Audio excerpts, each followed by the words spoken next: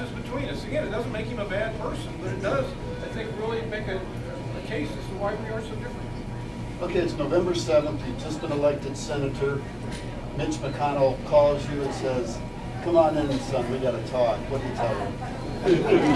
Great question. You know, there are other people I'm going to be talking with too. And I've said this publicly several times, one of the moments when I decided this was really worth considering is when I had a meeting a year ago in January with Senator Jim DeMint. Senator DeMint, if you don't know, is probably the leading conservative senator in the United States Senate. And I hadn't decided to do this. I was very much up in the air, and I met with him. His very first words to me were, "You have to understand, in 2010, I was aggressively working to defeat Republican incumbents, but I have promised the National Republican Senatorial Committee I'm not going to do that this time. I'm not going to be able to help you."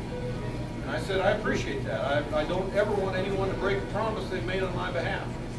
But I said, I would like your advice as to just how things work here and what you can say about the likelihood of a campaign like this." And when we got all done, I got up and I was walking out. Literally, I stood up to leave. And then I had one more question. I said, "Senator Mann, just one more thing. You know, I just spent a year and a half in a statewide campaign. If I do this, I'm committing myself basically to 3.5 straight years of a statewide campaign.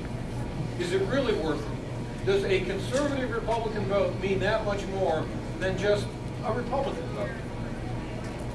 And he reached out, he's a tall guy, put a hand on either shoulder, and said, "Richard, you get me 4 or 5 more true conservatives, and we've just changed the leadership of the United States Senate."